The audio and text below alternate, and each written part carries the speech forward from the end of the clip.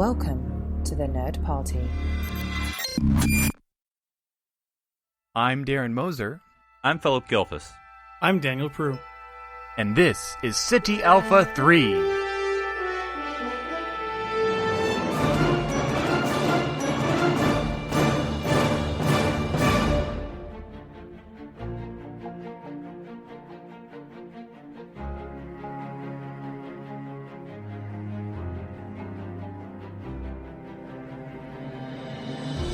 Hello, everyone, and welcome to City Alpha 3, a Star Trek podcast. I'm your host, Daniel Prue, and joining me, as always, are my lovely co-hosts, Philip Gilfus and Darren Moser. Guys, I gotta be honest with you. This feels a little bit... I kind of have this flashback to high school, when, like, you know, it's like first day back after a 3-day weekend, and you go to the cafeteria, you meet up with your two best friends, and you're just like excited to be like, hey, what happened? What was what'd you guys do over the weekend? And turns out your two best friends had a sleepover together, and it's real awkward because you weren't invited. But I know you guys had some fun this past week, so let us know what went on. You got a ribbon. I got this really cool gift from Philip. It was really nice. So no. Yeah, we met up at Gallifrey 1 Doctor Who convention, and right outside of the Los Angeles Airport Hotel Marriott, and in fact, the previous night before Darren and I were together, Shar and Patrick, of course, co-host for Babble Before 5, were our guests for some late night adult drinks, but yes, we actually not only did my wife and Jessica, who's my co-host on Time and Space, and Darren and I hang out, but who do you expect to see at a Doctor Who convention? And that's, of course, Dr. Trek himself, Larry Nemeczek. And so it was basically Larry, Darren, and myself and my wife in our hotel room talking Trek till like midnight. So, yeah. It was a great time, Dan. You should have been there. It was fun. Yeah, it was good. All the important people were there, so that's all that. Yeah, I mean, Jessica was playing your part. It was fun. She had this Spock rant. I have to make up for the fact that I didn't... I had to make up for the fact I didn't attend Philip's wedding, so I had to at least see him when he was in my time zone. So, yeah, that's fair. I'm glad you guys had a good time. It sounded like fun. It was. Philip, how did your? It was strange though that he's so far away now, but yes, he's back to being on the right side of the country. East side. But Philip, how did the whole convention go? You had a panel as well, right? Yeah, Babylon 5 panel. All these Doctor Who things. I'm talking about Star Trek and Babylon 5. But yeah, I was on a Babylon 5 fan panel, and that was interesting. I think I now have opinions about how panels should be run, having attended several this week and having been on one. So I'm like, okay, this is what I prefer. But anyway, it was good. I did not get a chance to attend the Babylon 5 panel with the sort of the stars, but at least saw Bruce Boxleitner and Walter Koenig and Claudia Christensen and Mira, who plays Delenn. So that was kind of cool. A lot to talk about, but that's why we're going to talk about on Time and Space next week. But I'll just highlight one thing that was kind of cool. One thing they do at the convention is you can sign up for these coffee klatches where it's just 12 people sign up to see different guests. Like you're just in a little conference room with whoever. You sign up for the person. So we signed up and had it with Jamie Childs, who was the director, or one of the directors for the new Doctor Who series. A young guy, infuriatingly young. But anyway, he directed The Woman Who Fell to Earth, the first 13th Doctor episode. He's done a couple more.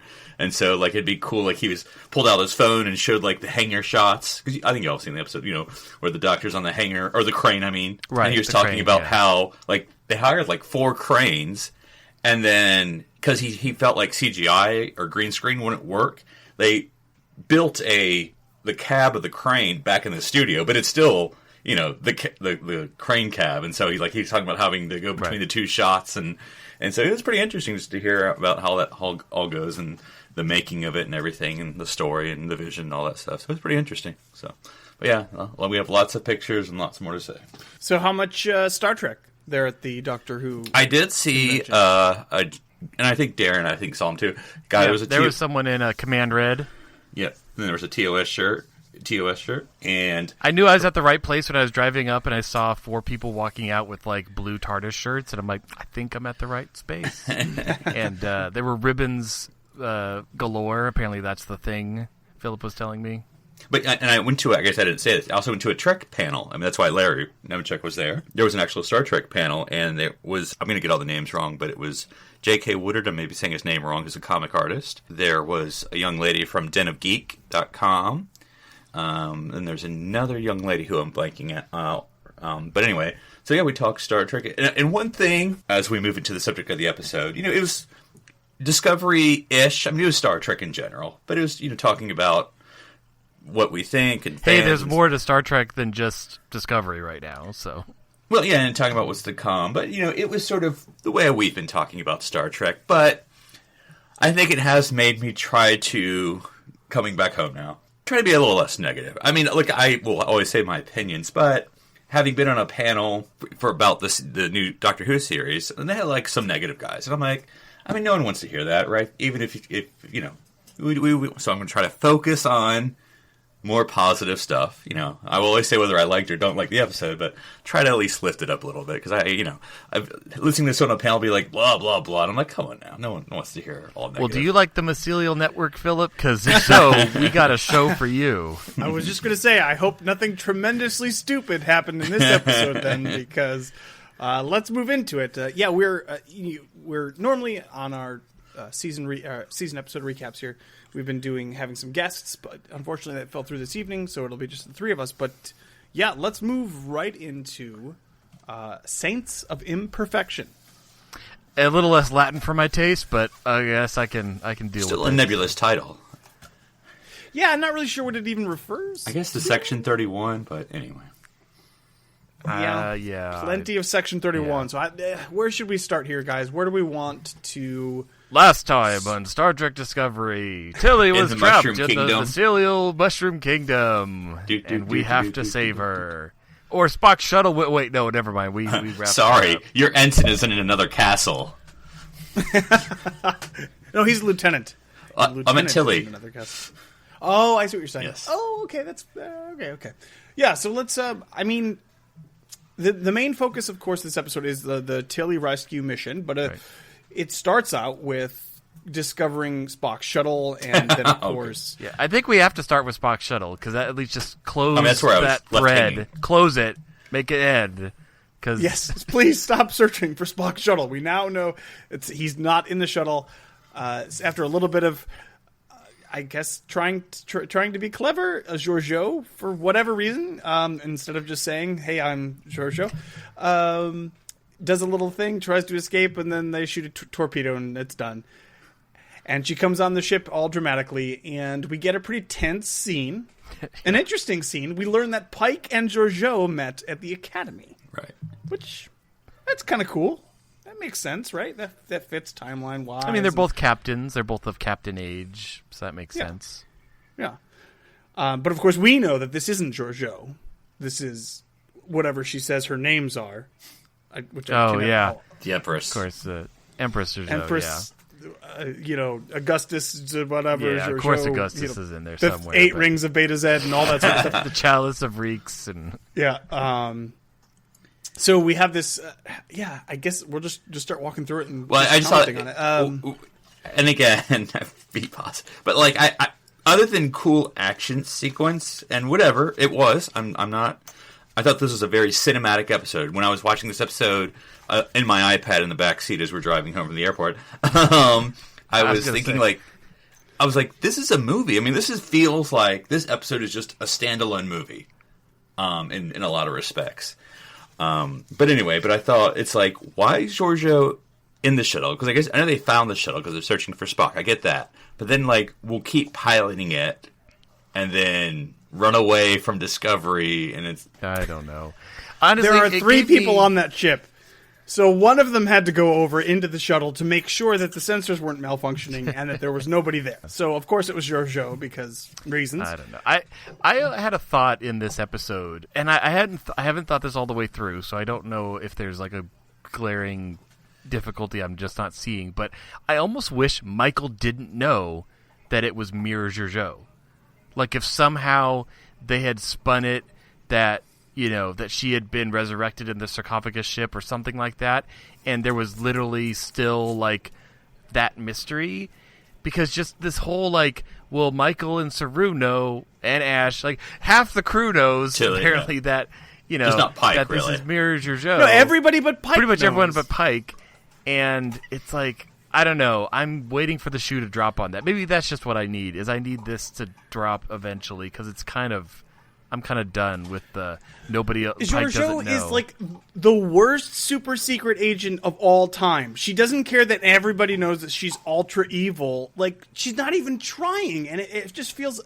This is why the mirror universe should only be a thing you visit very rarely, because these people are caricatures. They're not. She's not a character. Alternate Philippa Georgiou is not a character. And what does she want? I don't know. What is her goal, her plan, her motivation, her desire? I have no idea. I mean, because the whole, like, oh, Michael, you're the one who brought me here. Okay, or leave you to die. I mean, which do you prefer? Yeah, that's true. Yeah, so, I mean, the tension that worked, I think, was the fact that Pike was completely left in the dark this entire episode. Like, he has no idea what's going on at all. And then Michael's like, here's the Season 1 Blu-ray. Just watch these episodes. Again, there's three strands that Discovery desperately wants us to believe are secret and have always been secret. We've got the mycelial network, we've got the mirror universe now, and I'm forgetting Section 31 itself. Section 31. So Discovery is so blatantly open and obvious with all of these secrets. There's no way any of them would possibly be kept under wraps. And it's so infuriating. And this episode kind of culminates in all three of those storylines. And it's like, no, you can't have all of these things happening at the same time and then pretend like these things don't exist outside of this. It's really frustrating to me. There's now officially a Section 31 officer as a bridge officer now on Discovery. With an awesome comm badge. An actual comm badge, not just a... Which I do get. And... Can we just start with Section 31? I think it's the most, interesting Let's do thing. it. We can jump right in, sure. I mentioned something to Philip before recording that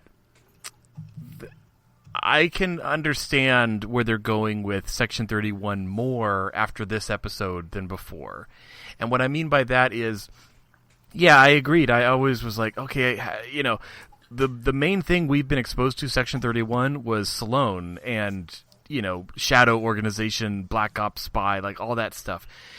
When I can't remember if it was Georgiou or Cornwell was explaining. Oh, by the way, she shows up in this episode, but explaining about Section 31 and the fact that Pike knows, the captain of that ship and stuff Leland. Like. They explain it more as like a, yes, they're an intelligence. Which is not incessantly evil. They're almost like a test bed for, technology in certain ways. And I guess the way she described it, I could understand, okay, this is more of the intent of Section 31, but I could also see it, if it's not handled by the right people, it will descend into what we get in Picard's time. And that made sense to me, so... I could reconcile, I guess, in a nutshell, I could reconcile what Section 31 they're saying is now versus what it will become a little bit more. It's so clumsy and it's so awkward. And they have a ship that has a cloaking device that turns them into first an asteroid while they decloak and then into a ship. Camouflage, Daniel. Camouflage. Chameleon circuit, I think is what they call it. It doesn't feel in any way fleshed out. So the captain of this ship runs Section 31. He says, I left for the intelligence division, and now I'm in charge of Section 31. Okay. I guess that's okay. I mean, like you mentioned, Darren, if we're comparing it to kind of historical, what we understand about Section 31, it was a separate organization from Starfleet. It didn't answer to Starfleet. So when at the end, when Admiral Cornwall comes down and is like, you guys need to get along, blah, blah, blah, that wouldn't fly right in what we understand to be Section 31, because it's this shady organization that sort of obviously has no morals and does whatever the heck they want for what they believe is best for the Federation. Yeah, it's not clever world building. It's not like interesting in a way that we wouldn't expect it. It feels to me sloppy and clumsy. It's checkbox where it's like, okay, we gotta put something here. Yeah. Now, again, I'm not saying it's like, oh, I feel 100% better about Section 31 now being included in Star Trek Discovery. It's great, but I can give them a little more leeway. I'll say that. Yeah, I guess when I was watching this episode, and again, to me, very cinematic, TV movie or actual movie, really. But to me, a flaw for me was that there was a lot of telling and not showing.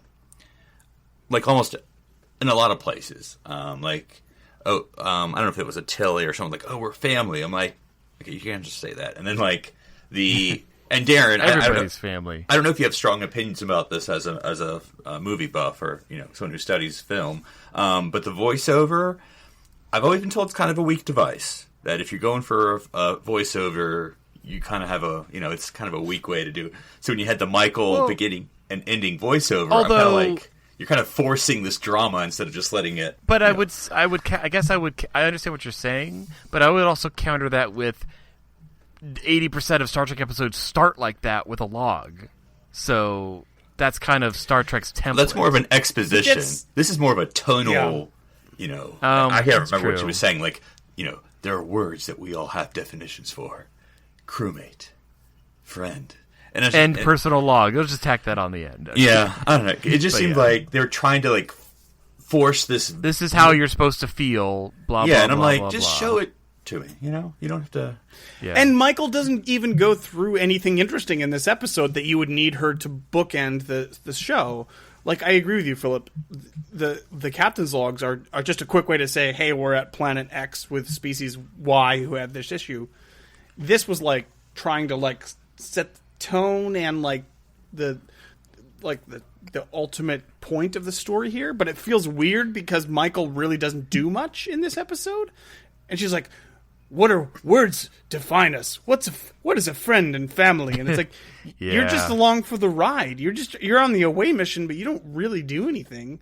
This episode's not about her, because what she was saying is there, but in a way it doesn't need to be said, or just show and even with the Section 31 at the end, with the Admiral, she's kind of doing little both sides, which, I mean, in my opinion, there's not a both sides argument with Section 31, but you need to remember, and then you need to remember, and I'm like, that's pretty weak sauce, because I don't even get that that was that much of a conflict between Chris and, I've already forgotten his name, Leland. Chris and Leland, it's not like throughout the episode they're butting heads or he crosses the line. Right. It's just you're lying to me. It's oh yeah, we knew each other and stuff. We're not shown it. So when Leland apologizes at the end, I don't know what he's apologizing for. I do the one aspect of that I actually appreciated was Pike's sort of annoyance at the Section 31 nonsense. He's like, dude, you're out on my bridge. You don't just get to talk to people without going through me. It's you get to stay what here. The heck is going on? Yeah, I liked all the Pike stuff. Made total sense. He's treating Section 31 like we expect it to be treated. But I totally agree. At the end, the apology and stuff doesn't fly because it's hey, I knew you once, and then just whatever. I guess I don't know. Yeah. So I'm just I don't know. This Section 31 stuff to me not in a great place, and we're kind of building on it now. Well, but aren't we pretty sure that they were going to get a spin-off of that? Knowing that Georgiou's getting a spin-off, this episode makes a ton of sense. Yeah, but do you want to watch a series with Georgiou, Leland, and Ash on a ship by themselves? And some random alien who is the lens through which we view humanity. I'm not expecting it to be a 3-man crew, but I know what you're saying. I don't know. I don't think that's what the whole plot will be. Because that would be really dumb. But like I'm saying, this is this soft pilot we were all talking about. We could totally see why this exists. But it'll be interesting, can we talk about mushrooms now? Well, I was just going to say real quickly, it's sort of like with the Maquis and the Bajorans introducing concepts, so then you could do Deep Space Nine and Voyager, but without knowing when the Section 31 series is going to start. Like, the rumor mill is after Season 3 Discovery. So in other words, like, are these people going to come back? Like, when does the seed stop and we pick up at the next tour? Or are they just going to keep popping up, and then... Well, I mean, Ash Tyler's a regular on the bridge now, so... Oh, man, I liked the little, the Pike spite that he gave him. He's like, you're not coming to engineering with me. You stay on the bridge like the liaison protocol dictates. Yeah. I thought that was good. He's like, you're lucky I don't have an armed guard following you around while you're on this ship. Actually, two quick things about that. The first, real quick, I think we should talk about the first time, maybe, that the comm badge is used. Yeah. Right. Which makes sense that Section 31 would have technology that's slightly more advanced and not in the general populace just yet.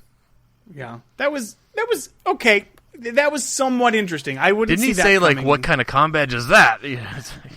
Yeah, he's like, wait, what is that? I can't specifically remember, but I thought that was a little clever, like a little interesting. Hey, that's kind of cool. That's a little different than I would have expected. All right. I was okay with that. And then Pike gets grumpy about it, which just makes me laugh, but... No, in some ways, with Ash on the bridge, does that mean he now has sort of a Deus Ex Machina or whatever? Like, anytime there's any trouble in an episode, we need Section 31 help, Yeah, I don't know. I mean, it's, it's very McDuff, very, I'm observing on the bridge. But there's also the relationship he has with Michael, so that complicates Observer, things. I'm the best pilot you got. Well, he makes things awkward with Michael, and he makes things awkward with Stamets. He's not winning any friends, and Pike hates him. Nobody likes him on this ship at all. I mean, Pike has the right attitude, because he's talking with Michael, and he's like, he murdered a Starfleet officer. She's like, well, that was... No, look, it's totally okay if he comes back. So that undoes the murder, and He then really all watched is the Season forgiven. 1 Blu-rays. You need to... He's got a giant desk monitor. He absolutely could do it. Let's do it. Let's talk about the A-plot, the mycelial network, Tilley / Stamets / We have 1 hour to save her. Culber. Okay, I'm not. You know what? I'm gonna let you guys start because I've got things to say, but I want to hear you guys. So I'll pose this question to you guys: what would you have felt if they had ended it right before that last commercial break cut where he can't rematerialize and we're gonna lose him again? Because that surprised me. Yeah, in a way. I was like, oh, I mean, I know it's like you're supposed to be surprised because of the commercial break, and you're like, oh my gosh, he can't go through. But of course they find a way, because I'm not surprised they did. But and this is going to be where I'm going to be the difficult fan. I was like, at that point, I was like, I'm going to be angry either way, which I know is not helpful.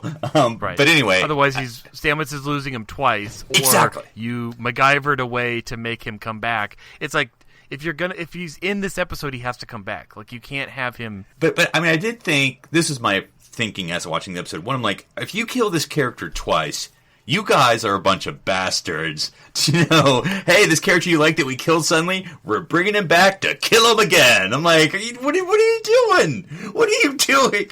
But then I thought, okay, maybe they're giving Stamets a chance to say a proper goodbye this time.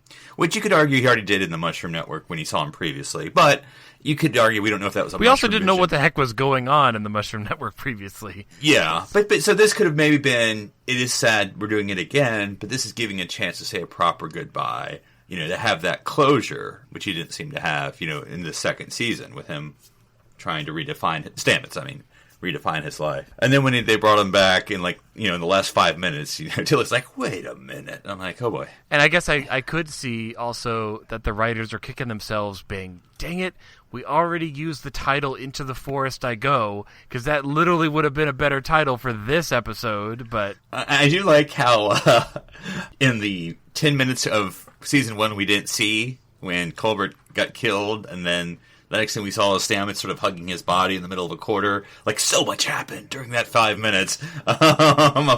Because, and I don't know, again, from a writing perspective... Well, he kissed him into the... Never mind. I know, but I'm just saying, and that's not... I'm not saying that's wrong, but I don't know. It's wrong. It seemed like we were minute 40 45 or 46 or 47, and I still, like, no one can explain why he's here. I almost need, like, a little earlier, because just the whole time, like, why? Explain what's going on. Right.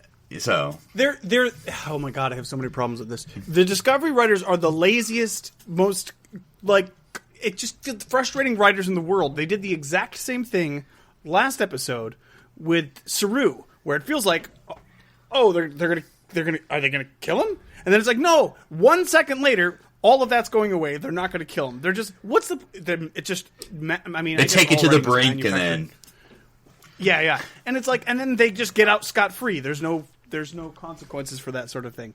And then here we are.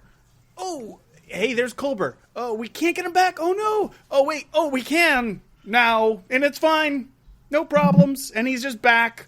And it's just like there's no thought put into how this works. There's no consequence to these actions. It's just like, people got mad we killed this dude off. We should probably do something about it. And okay. It's just the most frustrating thing in the universe.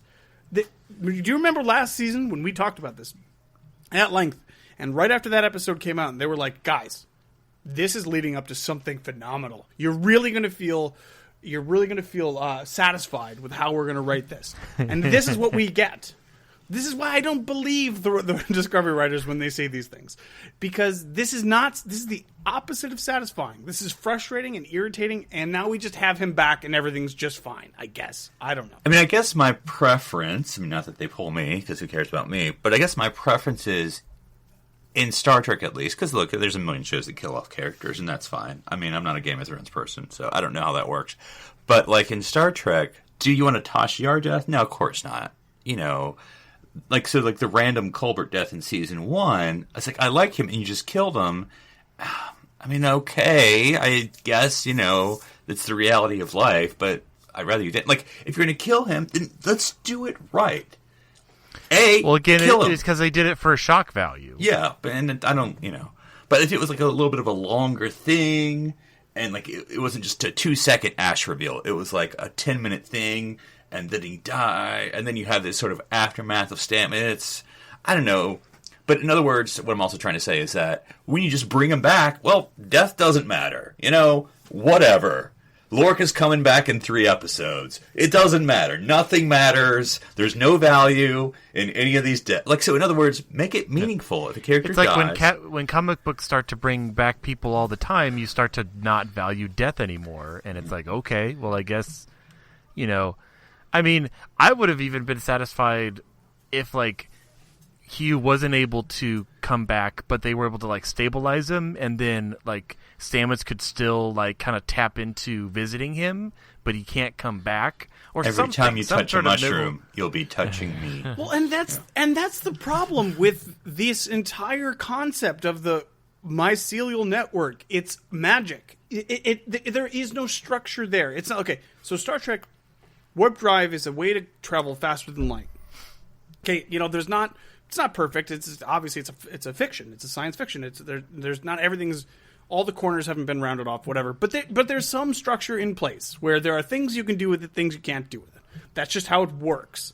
This mycelial network in this episode alone creates 3 brand new amazing thing. It you can partially go into it, which doesn't make any sense. You can if you. Because of Stamets, you can be resurrected in it because of what he did with proximity. I don't know. I'm still not sure.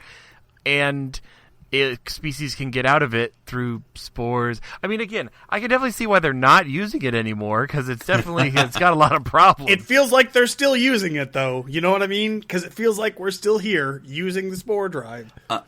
In the 2 things that I wondered about, because I believe, oh lordy, what's her name? The mushroom girl, May. Yeah. May said, right, that if I do this, if I spore transport them, it closes the network to you. Yeah. So now, does that mean it closes the network? No, it can't possibly mean that, Philip, because that would be like counting your torpedoes before they're fired, and you don't want to do that. So, yeah. I got the impression that it means she can't communicate with Tilley anymore. Like, and then in her mind. That was another show and tell problem I had, where it was like, you know me better than anyone. And I'm like, I've seen you for 2 episodes. I mean, I think it's an interesting concept. Don't get me wrong. But I didn't see that. You're just telling me that you've known her. Maybe if Discovery had 22 episodes in which to tell these stories. I mean, you just freaked out Tilley for 2 episodes, and now you're like, yes, you are me, and I am you, cuckoo. If only Star Trek had some species with which they could sort of explore the concept of maybe some sort of symbiotic relationship for a long term, and then we wouldn't have to just be like, oh, I was inside of you, so now we all know each other so well. Yeah, it was, again... and one of the sort of aspects that I thought they were going to go with when they were doing this, can we or can't we with Culber, was, are they going to artificially say that Tilley has to choose between her and May and Stamets and Culber? And I'm like, I hope they don't do that. And to their credit, they didn't do that, because even if they're trying to tell us that this relationship is super close, even though we haven't seen it at all, like, it's been totally hostile the entire time. It's been only an antagonistic relationship. If they just do that, then Tilley's going to come off as a huge jerk, that she wouldn't, like, sacrifice that tiny bit of relationship the one day, like we talked about. But I'm glad they didn't go in that direction. But it's just like, it's just, the mycelial network is magic and can do all things for all people. And it's really, really, really frustrating. Yes. Yeah. Well, on a positive note, we find out that our new favorite alien, Nan, has become chief of security. Yes. And the third person to hold such a position. Oh. But, that's things so tend cool. not to go well for him. Yeah, I'm interested to see her more. I think she's an interesting character. Yeah. I did like how she was, not literally, but metaphorically just reading the newspaper while Ash just, yep, I'm just making sure he doesn't do anything crazy. Yeah, because with the whole mushroom stuff, I mean, the effects obviously were out of this world. It was very, what's the Robin Williams, Cuban Gooding Jr. movie? Where it turns out that he's dead, but then Cuban actually turns out to be like his dead son or whatever. He's trying to rescue his but it's a Robin Williams like serious movie where he dies and he's in afterlife, and this Cuban Gooding Jr. is like his angel or whatever, but it turns out to be his dead son from earlier. But anyway, it sort of has that visual. If you've seen that movie, it has that visual element of this colorfulness to it.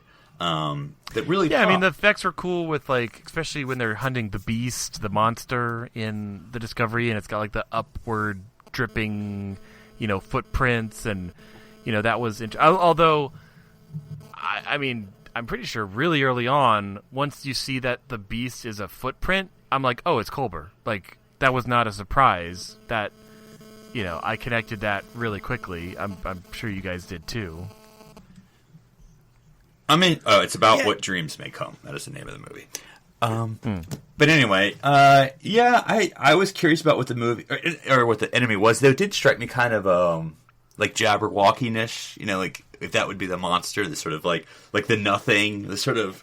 Well, I thought Stamets was the monster. I don't know. It got confusing, but I'm just happy that we're it's another book closed on the mycelial network, and maybe we can move on from there. It's not, though. It's not. Like, they're going to I want them to go out and start bolting down that cavitation ring, and then at the end, Pike's going to say something about, I miss the spinny bits, and we'll be like, no, we don't. We're glad that it doesn't spin anymore. It did have that sort of frustrating, like, action movie thing of, like, we only have 5 minutes, and it's like 10 minutes later when people are giving, like, monologues. I'm like, hurry up! Yeah. It's like, don't worry, we're sliding into the mycelial network. Well, let's talk about this problem now. Grab it and run. So there's a lot there that we need to talk about, because so they go into it, and their mission is to rescue Tilley. Okay, first of all, they give you a lot of exposition and a lot of like just accept this. And one of the things I thought was, okay, the mycelial network literally exists throughout the known universe. Like it's infinite and vast and almost impossible. It's like warp, and they're like, warp 11. Yeah, and it's like, warp 10. How are we going to find where Tilley is? Oh, I just know, because now all of a sudden I just can find her because I know she's a human, so I just look for humans. Yeah. And okay, but it's a giant, vast network. And then the monster is destroying... When they jump in there, they're literally like meters from her. They're all hanging out in the same backyard. And when May says you need to kill the monster who's destroying us. How exactly is she supposed to kill the monster with no weaponry? No, she didn't have a Type 3 phaser. That came from the Discovery. But I mean, I know what you mean. But like, what was she supposed to do there? But I mean, but let's just conceptualize this. In the mycelial network, in the mycelial network, Culber is the monster, right? Even though he's a one person that exists within one tiny fraction of it. But he's apparently... I think he's the monster because he coats himself with the stuff, which means that every time a spore tries to eat him, it kills them, and thus he's the monster. But I guess what Daniel's saying is basically the only predator. He's damaging 1% of this. No, he's not even... I mean, he's not even damaging 1%. He's damaging the tiniest fraction of anything that would matter. Why do they care? Who cares? Are you sad for acid when it doesn't dissolve like something you drop into it? Because that's basically what we're supposed to believe. And May has supposedly come over from the mycelial network into our universe to convince Tilley to stop the monster, who's just a dude wrapping tree bark on himself because that's the only way he can stop itching. He's going full Jumanji on this. It's so flimsy and so weak, and it just doesn't make any sort of sense. There's no structure to any of this. It's just, what does this even mean? I don't. And to continue in the Jumanji, you get Dr. Culber with like the beard and the crazy wig hair. What year is it? There's lots of Robin Williams references. Also, what'd you guys think of the triple tractor beam? But we have to shoot our anchors. Different. I didn't know what they were doing. But I was like, okay. I see. Is it supposed to be more powerful? Because like we see the other ships use tractor beams before, and they work like normal. So I don't know what's with that. I don't know why that's necessary, but it's visually interesting. This is 23rd century tractor beams. I don't think we ever saw. So it's like, okay, sure, why not? Is that magnetic, or do they like drill into the hull? I don't know. Yeah, I don't know. At least they didn't try to grab the parts that were, in the mycelial network, because that would have been. It's like we can't make the spinny bit spin when you hold on to it so tight. But what, I guess an interesting question. This all comes together. I know in the end when Georgiou. No, I'm just kidding. Did help? I guess are we supposed to be? Is her heart softening? No, she's an evil Empress Georgiou for the Mirror Universe, and she'll always be that. I don't. Yeah. That's a good question. Are they going for some sort of redemption arc with her? Because there's no way. It doesn't feel like they are either. They're not portraying it that way. She's not doing things to be nice, obviously. Like, we don't even know why she's doing things. It's almost like she's doing things like an emperor everything's a plaything, and it's just a distraction because she's bored. What should I do while I'm stuck here? I guess I might as well run Section 31, or I might as well, expand my power. I don't know. Philip, you mentioned you wanted to focus on the positive, so I'm going to give you some time here now to hopefully come up with some positives here in this episode. What did you like? There's got to be something here. No, like I said, I feel like this was the only episode of this season that is almost a good standalone. Well, episode 1 and 2, which have been my favorite of this season, are standalones, TV standalones. But again, I feel like this is a good standalone. I know it's the same time. I don't know what the running time is compared to the other ones. I'm sure it's all similar. But anyway, it almost feels like a standalone movie, like a little sci-fi, TV movie. And so, I mean, I just think it was very impressive with what they were trying to do there. A lot of high production, a lot of high effects, a lot of, like every action movie, the ticking clock, the big dramatic speeches. So it was a very action movie, which I know some people would consider an insult, but I just think it had those elements of, Die Hard 3 or something, or... I think I figured out what we were missing in this episode, guys. There's no Red Angel. And no, they were. Did you see the drawings? I did. Yes. I was actually just reading that on the very end. It's like Pike longingly looks at it. He's like, man, I wish we were looking for this thing instead of dealing with this spore chunk. Actually, that is a great point that we should at least mention. At the end, Admiral Cornwall mentions, she goes, also, I like she's just on the ship, and I wasn't sure Leland knew she was on his own ship, but anyway. yeah. I expected her to be a hologram, and all of a sudden, like, they're talking to her, and then she, like, phases out, like she wasn't actually there, but she was, I guess, there. Anyways, she mentions that they detected some. They went back to the first red thingy, hot zone, and they detected some tachyons. Tachyons. Oh, that's right. They drop the. It could be time travel. Now, I'll be honest with you. If the Red Angel turns out to be some sort of like terrible, like really crappy Walmart level time travel, and it's like all like fuzzy and it doesn't work right properly. Wait, is this future guy from Enterprise? Are we finally going to solve that? If it's something like that, I would kind of okay with it almost. If it's that would be interesting, at least something different that you wouldn't expect. I hadn't seen or heard anything about it.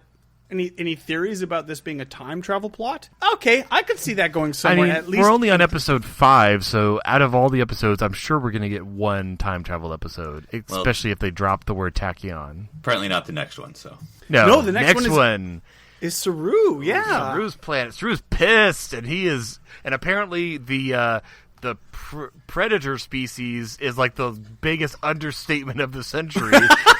It's actually Satan. It's actually an armada of Satan ships that want to cull his kind, and we got to deal with it.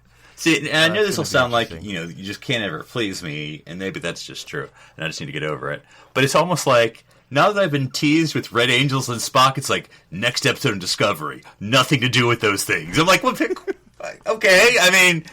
I'm interested. Well, and actually, where are they going to go from here? Because honestly, like, it made sense that Spock's shuttle was a thread of where they had to go, but apparently that thread's been cut. So where are we going now? There's going to be some connection between the whatever predator species is and the Red Angel. There's going to be some sort of this is Daniel. You'll appreciate this. This is the last Harry Potter book. Okay, we're just spinning our wheels for like 3/4 of it. Just get me to the Battle of Hogwarts, okay? I don't care about the Horcruxes, BS, Just get there. Let's just get there. Well, no, but we won't even get into the comparatives there. We've already compared Harry Potter with Star Trek, Philip. We can't do it again so soon. But I will say that they've clearly introduced the Spock thread line and the Red Angel thread line. We know he's important in it. But they've introduced it either too early or too late. Because it's not holding anything together at this point. Interesting. And it's just kind of left now. It's just been forgotten. Ooh, it feels like it's... Harry Potter. Okay, what it is Michael is the Red Angel who ends up going back in time to save herself, and she sees herself as the Red Angel. I'm telling you, still can tie it together. And then she saves Spock when he's a kid? Yep. Oh, hey, that would... She is the connection between everything so far. And you know what? She's also apparently the main character of this show. So there was at some point, which I'm like, Saru had, I think, like 5 minutes in this episode. I mean, poor guy with all that makeup. He has one line, I think. Yeah, but I'm like, who's the XO of the ship again? Because I'm like, there's a lot of Pike Michael time. I get to choose the main character, but... actually, I kind of like the idea that she could go back in time and stop... She has to stop Saru from dating his mom in the... Something like that. I don't know. No. She could stop the whole mycelial network nonsense. Like, she could just... Maybe she could even stop her own birth, so that that maybe that's why we never hear of her. Like, she's just like, I've obviously caused too much trouble. This timeline is whack. irreversible. Although, okay, to credence to that theory, though, okay, so she led them there to save Jet Reno in the first episode, and then in the one where but she also goes back into the past and saves that group of people from World War III. Right. Also right. something I could consider her doing. In the biggest church ever, right. In the... it had 8 sub-basements full of needed supplies. And then she also went back to Spock, and I'm almost wondering if that is an accident. Like, she's like, oh, I can go back in time and fix the thing I did that hurt Spock, but in fact she causes the nightmares. And then there's going to be that awkward time where she's gone back in time to help young Spock, but then adult Spock is there who also went back in time. Achara, saved by... Maybe that was the scarring moment, was the loss of his... God, what was that thing called? And Shia, I can't remember. And Shia, yeah, his dumb cat. Now I'm going to like Back to the Future Part 2, double backing to the future. I mean, it could. I mean, we still have many other red spots we haven't visited. Somehow, I don't think that's what's going to happen. And also, Pike says lives are at stake, and I know we've sort of come back to this before. How exactly are these signals? Maybe it's just how strange it is. The fact that all of them showed up instantly, which I also kind of... Okay, again, I don't know the scale of how far spread out these things are, because every time we look at a map, I swear it's the whole galaxy, but that doesn't make any sense. But I'm also like, okay, even if they all showed up at the exact same time, there's this thing called light speed, and it would take a while for you to see them after a while, so I don't know how that works if they're really spread out. But I'm sure the Discovery writers have taken that into consideration. I'm sure they all very well understand the concept of light speed and the distance and stars. Also, I'm a little, and this is me just being whatever, of Pike's telling the Admiral, we were looking into this, like, who's in charge of that sector of Starfleet? Like, do they show Captain Pike, do whatever you want for a couple months, just, Look, whatever. This is the Red Angel card. You could play it on any hand, That's right. and it'll let you do almost whatever you want. Because they have Section 31 exploring Spock, or, going after Spock, as well as the Discovery, and then they're surprised when they meet. I'm like, well, is he not sending logs? Hey, we're looking for Spock's shuttle? No? Okay. And why? Why? Okay, so Spock killed 3 dudes. I mean, that's a pretty bad crime. But okay, you don't send 2 ships after Spock. Well, why send Section 31 and not like the, police starship with the red and blue lights on the top? I think that is Section 31, but yes. Yeah, So we're not getting Spock next week, apparently, but who knows? I would laugh if they're like, look, sir, we picked up another shuttle, and we think Spock's on it. Okay, keep going. Off we go. Find all the shuttles. Now I'm imagining the spin-off that we're going to get, another Star Trek original series, Michael Quantum Leap Red Angeling throughout the galaxy, saving people. Yeah. Can she meet Scott Bakula and some other character? Because you got anthology series, guys. Time travel, Maybe sometime. Maybe someday. All right, so let's just do a little bit of recap here. Darren, what did you think about this episode, Saints of Imperfection? It was an imperfect. Yeah, it was an imperfect. No, I agree with what Philip was saying. Is I think very visually, the way they show it, being partially sunk into the network and everybody kind of doing their thing. I wish there'd been a little more of Discovery getting the job done. Like in episodes past, we've had great bridge moments where everyone's done their best and had a role in the situation. It felt like a lot of the bridge was very passive in this and basically just holding on. Just okay, let's just keep the parking brake on, and then we'll, hopefully you'll be able to get back in time. Why didn't they leave the bridge? Because the door was in the back. Battle bridge.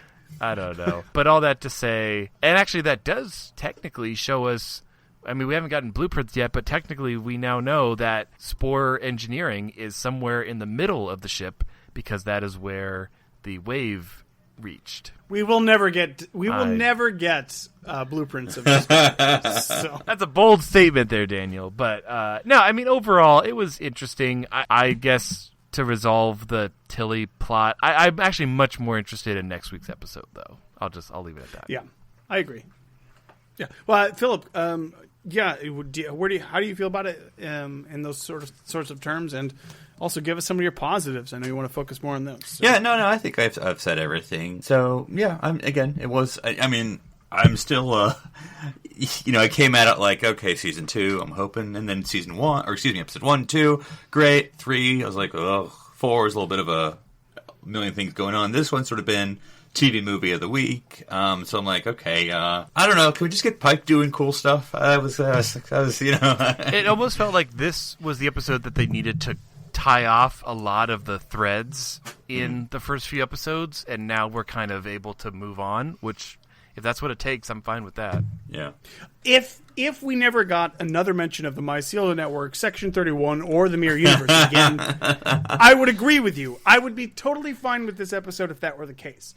The problem is all 3 of those things are going to come up again. Yeah, so I guess I'll just my closing thoughts are frustration, and there are some great moments like you were mentioning just then, Philip. I want to see just Captain Pike captaining on the bridge with this bridge crew, doing some awesome Star Trek. We come across this planet that we don't know, and they solve it using science and intuition and teamwork and friendship.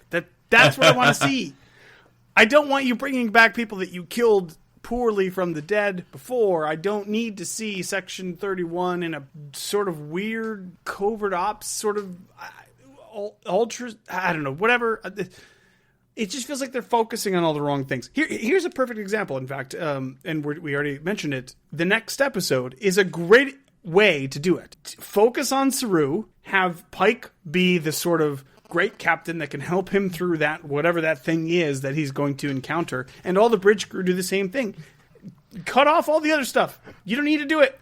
Don't have them mycelial network their way around the stupid problem. Have them all work together in support of Saru, and then Pike does something captainly and awesome at the end, and he saves the day. That's what I want to see. That would be amazing. And I think we're also going to get some, moral quandaries, because obviously General Order 1 is all over that planet. So Pike's going to have to make a decision. We all see that coming a mile away. Again. Well, yeah, that's true, yeah.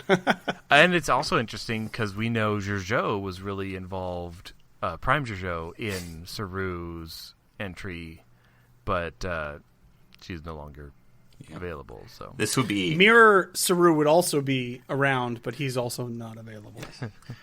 This will be the sounds of thunder. Thunder, okay.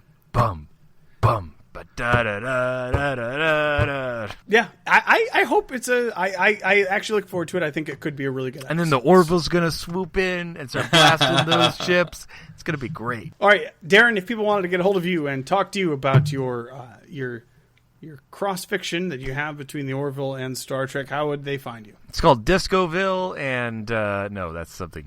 Wait a minute, someone else made that.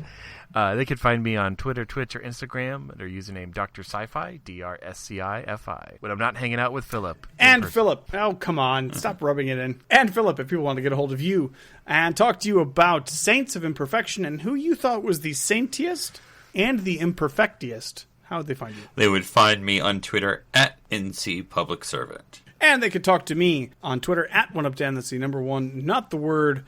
As in, on my ship, you only need 1 tractor beam probe. Ooh, wow. But that's neither here nor there. Yeah. All right, so next week we'll be talking about the Saru episode, and we'll catch you all then. For now, I'm Daniel Prue. I'm Philip Gilfus. I'm Darren Moser. Stranded here on SETI Alpha 3.